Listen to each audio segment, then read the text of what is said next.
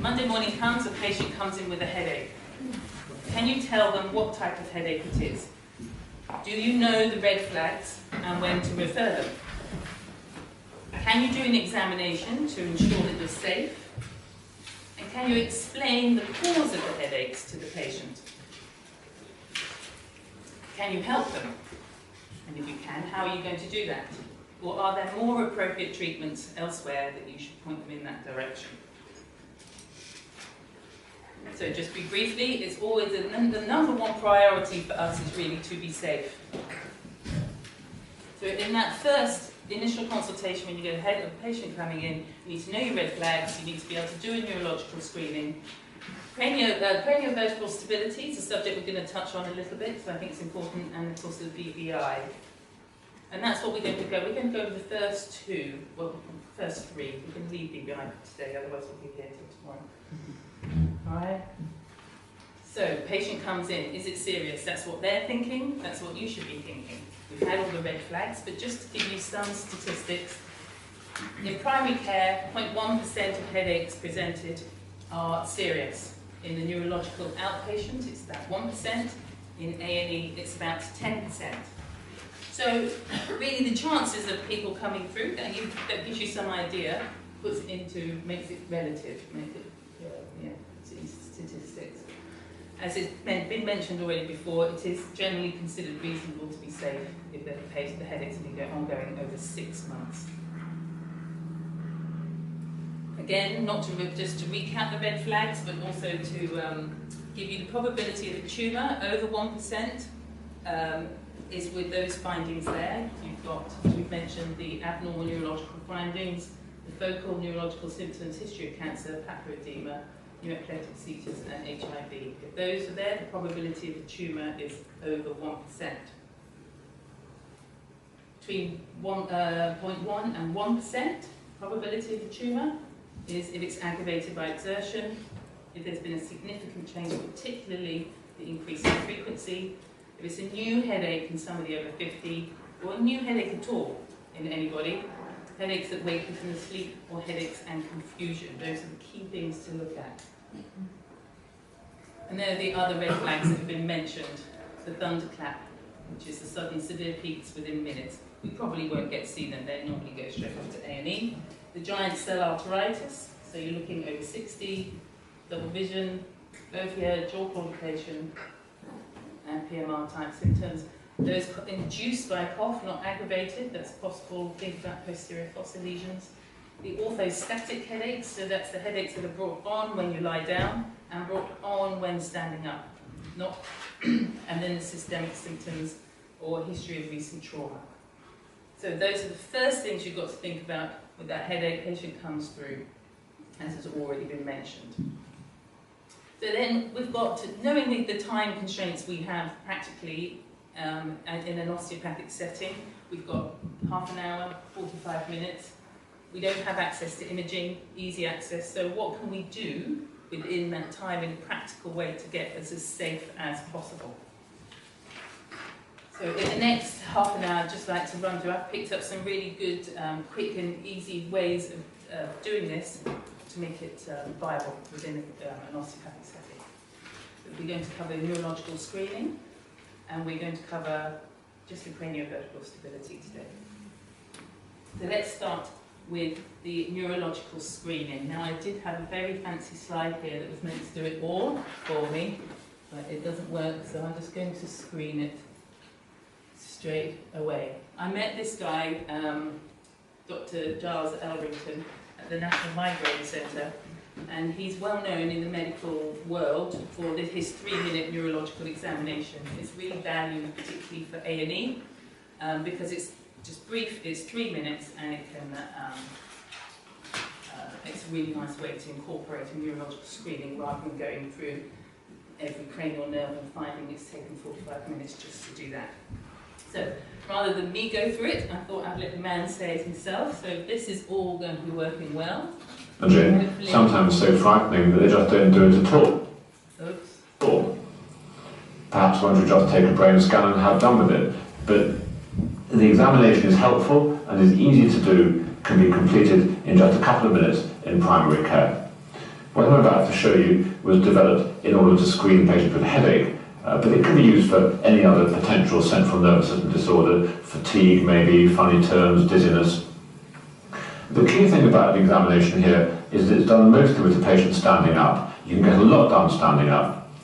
Also, it's not done in any anatomical sequence. You're not working through the cranial nerves 1 through 12 or anything like that. But it's a matter of opportunism, doing what you can when the patient's in a particular position. And if you work through it quickly this way, it can be incorporated with no trouble into a primary care consultation. So just to go through it again, slowly, to show what I'm looking at. Start off with von Boeck's test, feet together. And before the patient closes their eyes, be ready to catch them, lest it's a positive test. Close your eyes.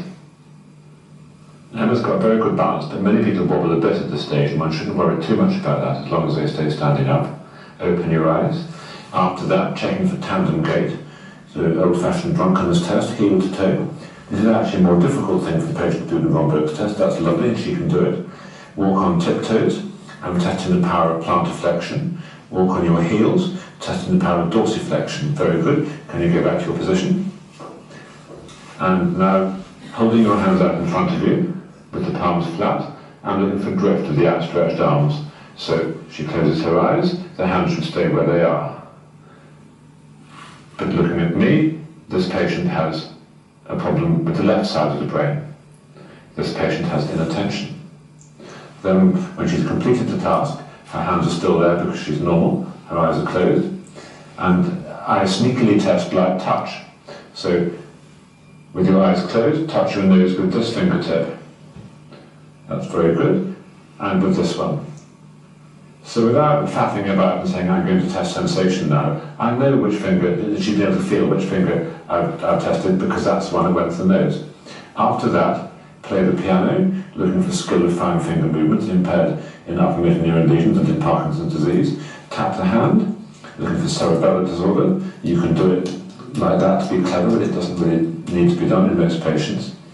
After that, I'm done with the hands. I suppose I could check for muscle tone. Doesn't take very long. Patient with Parkinson's disease, you get cogwheel rigidity, lift the other hand in the air, and it comes out when the other hand comes out. It's called synkinesis. Then I move on to the eyes. Look at my face. I'm testing visual fields. All important field defects get one temporal field or another. Point when they move. That's good. Very few patients can resist actually having a look. It's quite normal. And then both sides at once, just look at me, just to check that they have no inattention, and that's lovely. Don't worry about the nasal field if you're screening normal people. After that, eye movements. Follow the finger. Now you may think you're looking for third, fourth and sixth nerve palsies, which one doesn't very often see in real life, certainly not the fourth nerve palsy. But someone with a problem with the back of the brain, when they follow the finger that's moving smoothly, the eyes go doink, doink, doink, doink. If the patient's following, doink, doink, doink, doink. Jerky eye movements, rather than being lovely and smooth like in this normal patient. People with hydrocephalus or mass lesions may have impairment of upgaze. Fortunately, Emma does not. And look down. Older people sometimes lose upgaze. That's very good. Now, screw your eyes up tight. So she's burying her eyelashes on both sides. That's very good. Open your eyes and grin. That's very good. So there's no facial weakness. Stick your tongue out. Lovely. The tongue is central. No problem at all there. And after that, we move to the couch to do tendon reflexes and fundoscopy, which I think need no explanation. Look straight up. Please again look in the back of your eye. And turn your head to the right. Look over here.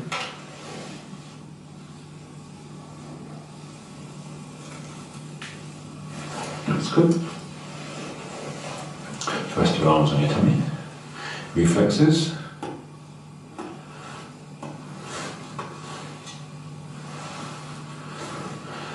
Let your legs go floppy and let me lift them up.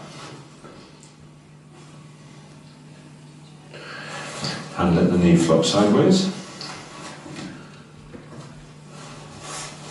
Other side. You're not going to like this when I scratch your foot. And just test a little bit of sensation while I'm down here.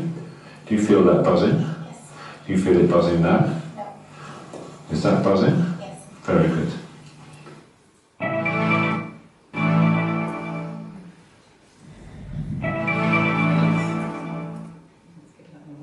Many doctors find the neurological exam... It's good, but not that good.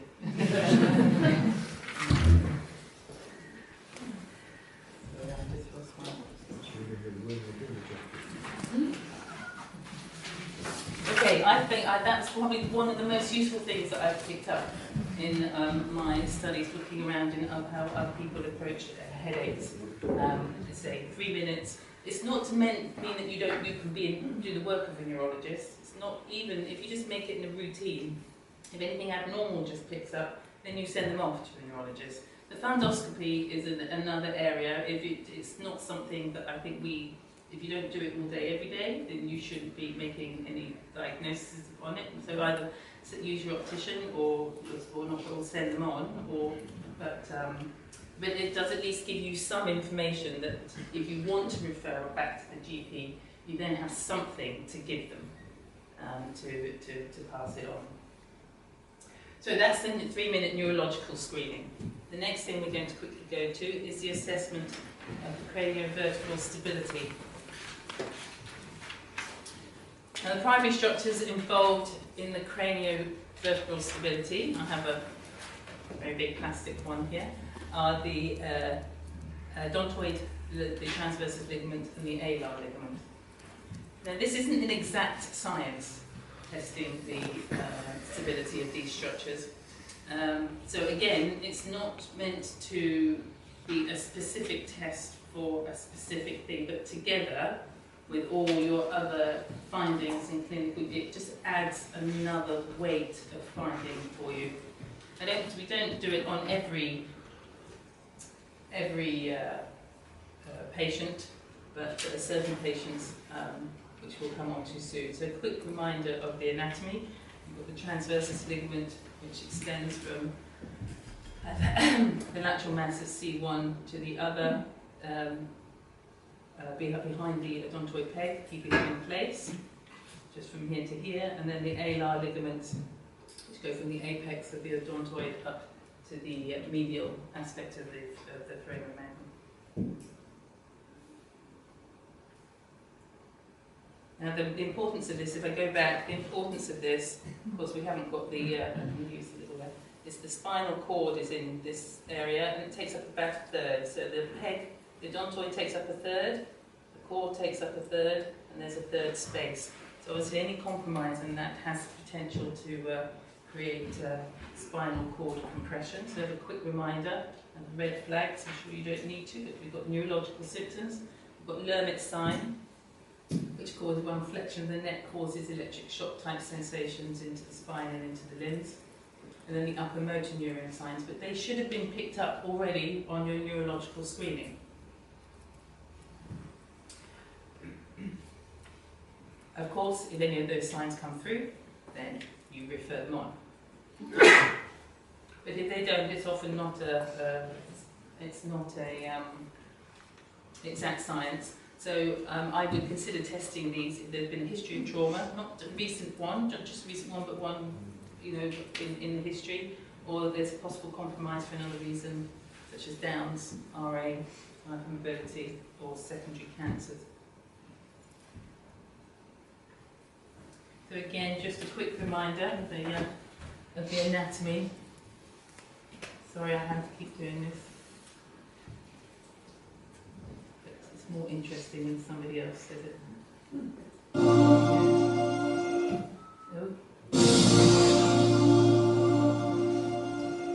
First and second cervical vertebrae are called the axis and the axis, a medical condition characterized by an excess in movement between these vertebrae is called atlantoaxial instability.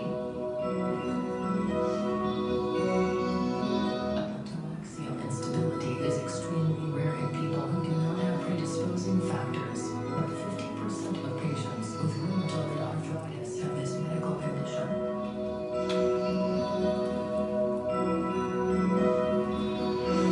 The spine is made up of 33 individual bones called vertebrae. The vertebrae are numbered and are divided into 4 regions.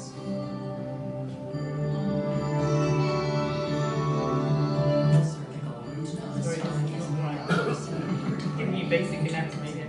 as C1 through C7.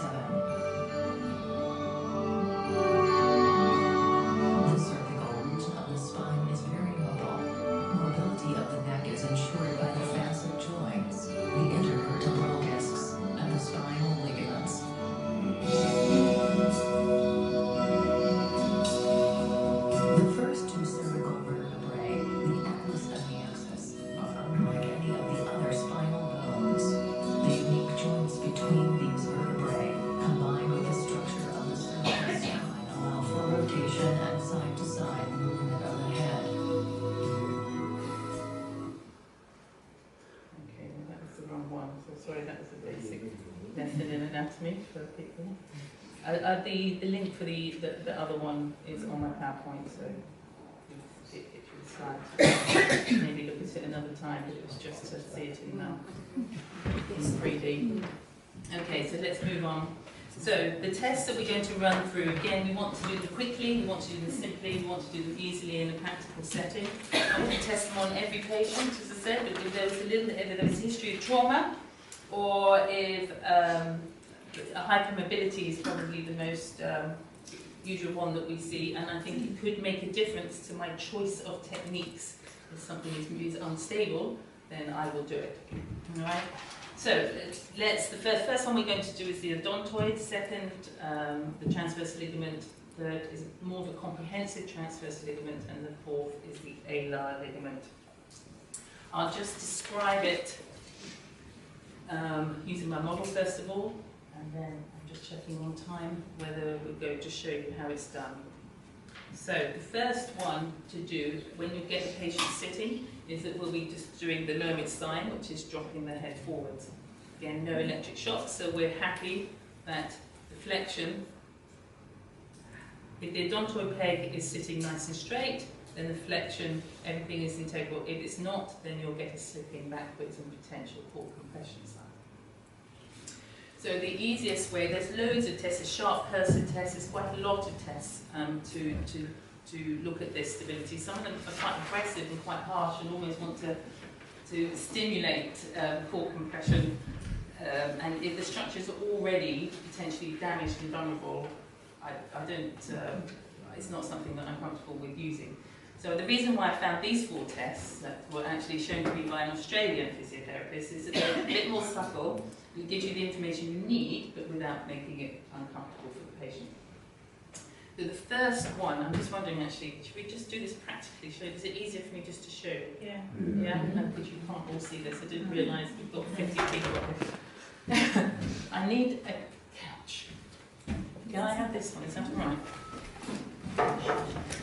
Going to be my Absolutely not here. I need a couple of cushions.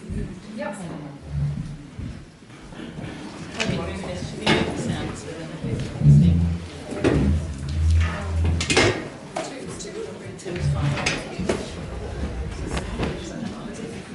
Thank you very much.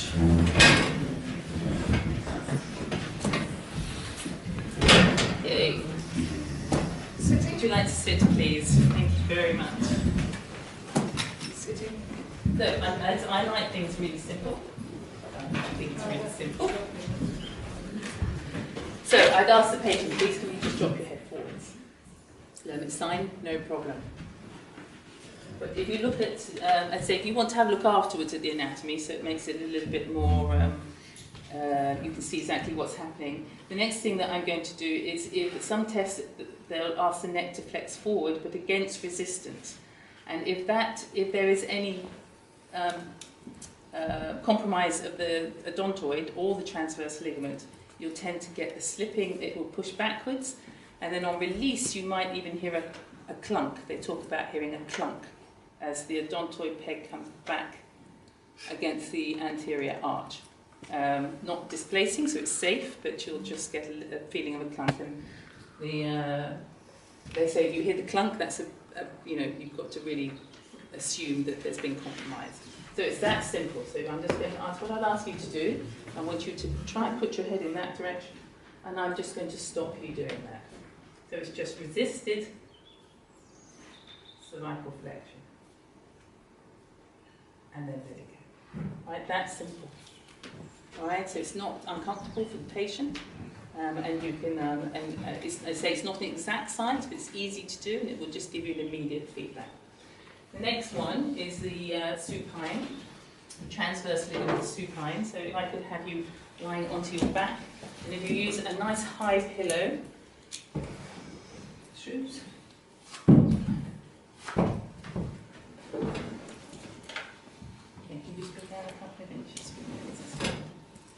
Alright. Now in theory, if it's a high pillow, if there is a compromise, then just the weight of the head on the pillow should displace it a little bit, all right? But obviously it's a basic one, because if there is a problem, then there's going to be muscle spasm, and then the body's not going to let it do it normally. So, but this is the first simplest test, is that you just locate the C2 spinous process. So the head is on the pillow, and I'm exaggerating here, assuming that that's dropped. If there's no compromise at all with the transverse ligament, if you just lift the C2 spinous process, the neck will tilt straight away. The chin will tilt. If there is any compromise at all, there'll just be a little bit of a delay. So you're taking the odontoid peg into the arch, you're not taking it away like the other tests, but it just gives, if there's a little bit of a delay, then that should maybe make you think that there's something, consider that transverse ligament. So it's quite simply, you just come under, you locate the C2 spinous process, and you simply lift. There's only not much movement at all, but you can see that it's immediate. Alright? Again, go back, this isn't exactly, if you do it on 100 people, you'll feel the difference between one and the other. Well, it's a hypermobile. We don't, particularly because often you can get hypermobile people, but actually C2, 3 are not. And it makes you, what takes am I going to use? I don't want to upset it, I don't want to make it more vulnerable. And particularly as we know that C2, C and C3 are so important in the afferents with the headaches. It's an important area to really understand and get a good feel for. Right, I'm going through this quickly. So then the last one is the alar. The alar ligaments, they resist contralateral rotation. So the tests, traditional tests, would be to fix the spinous process of C2 and literally side flex. But again, that puts a massive strain on ligaments that could potentially be, torn or ruptured or compromised. So again, this test that I was shown by the physiotherapist, which I really liked, does exactly the same. It gives you enough information so you can choose what to do, but without really compromising and putting a lot of pressure through them. So can I ask you just to come up the couch a little bit for me, please? And I need you just...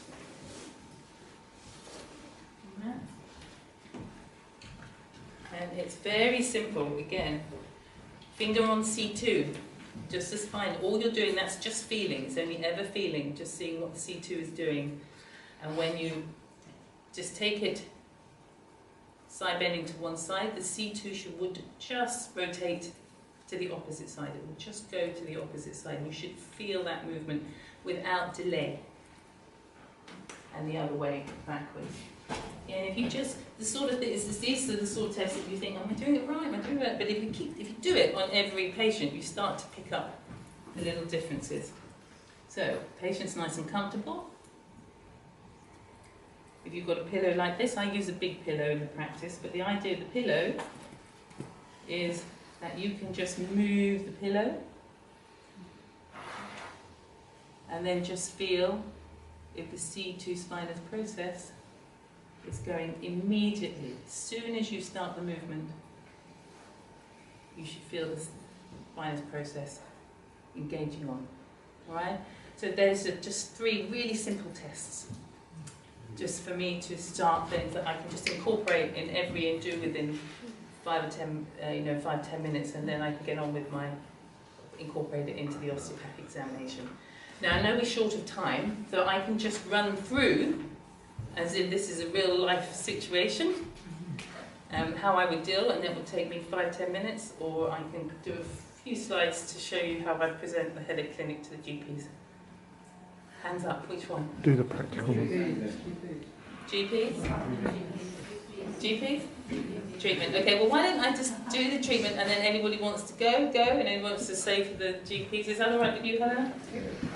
It won't take much longer. Is that alright? Right, so can I ask you to sit up for me, stand up. And then we'll do it this time. So a patient comes in, I've taken the case history, I've picked up any, I've done the snoop, I've done it all, we've had a chat, now we're just going to get on and do an examination. So I will just start off by asking, could you just stand and face me? Okay, just close your eyes. And open them. And then if you could just turn facing that way. And can you just copy me, please?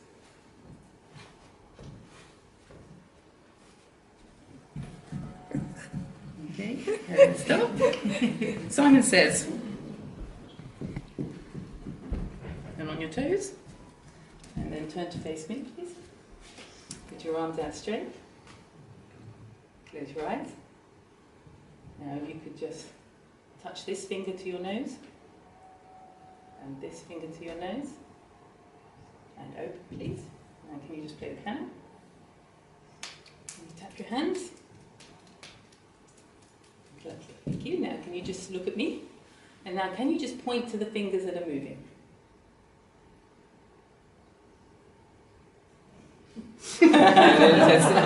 Right, now can you look at my finger? And can you just keep an eye and look at my finger?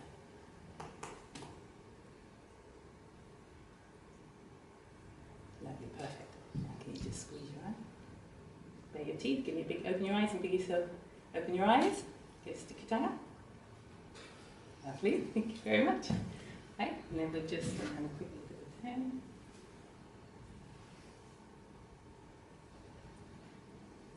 Perfect, can you lie down onto your back, please? I'm just going to test your reflexes. I've got a hammer, so.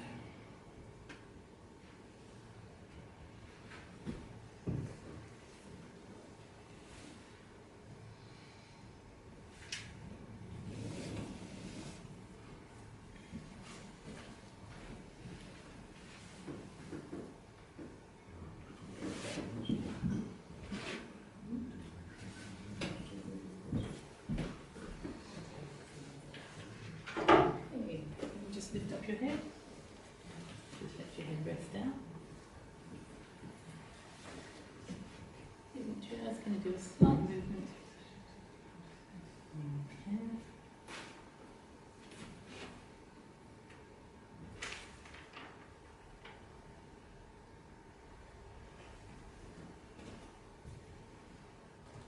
Just lift up your head.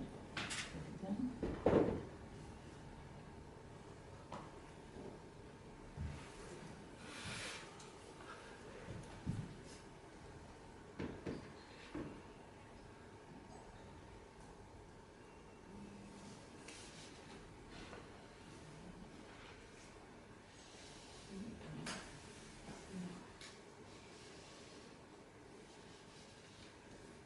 Let's just have you sitting.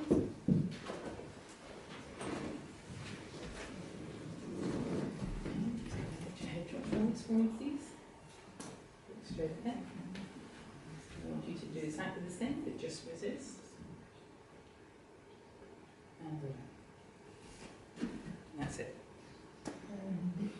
Alright, and you can, I normally do the sitting first, so then at the same time I can do just the retraction, just that's a useful one, and you can just tuck your chin backwards and just let me know, not down, but almost like a filing cabinet in a drawer.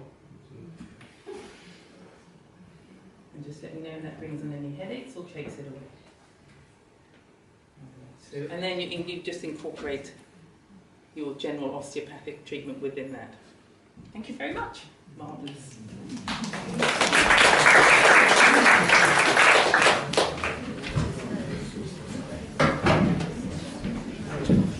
Okay, so that's putting it all together into a practical form.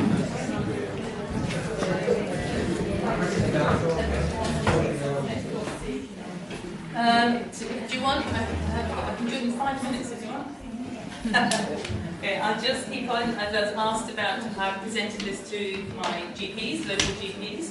So I've just given, as part of a, I asked them just to get 5 minutes of their practice meeting time. They've got plenty of important issues, they don't need to listen to me and for too much, and they're usually willing to give 5 minutes of their practice meeting. So I start by saying thank you, and I'll try and keep it brief and relevant. introduce myself, and then I'll introduce them to our website page, which is about the headache clinic. So we've recently launched a headache clinic. It's suitable for patients with headaches that have had the headaches longer than 6 months. GPs love that. As soon as you say that, you've got them engaged, because they go, oh, okay. All right? Because it means that you're not treading on areas that possibly they don't, you know that you're trying to be safe. So we said the first treatment is a 1-hour extensive discussion and a full clinical examination, including 3-minute neurological screening. If we find any red flags, then we refer them back to the GP or neurologist straight away. But if we find that it's just there's a primary headache, we'll make a diagnosis, whether it's tension type, migraine, or cluster. If it's cluster, we'll try an autonomic cathalgia, then we won't treat them. We'll send them back to the GP and pass them on to more relevant avenues, though we're happy to discuss their other problems and introduce them to OUCH or and GPs quite like that too, because you're not passing on to them, you're passing to people that can do it better.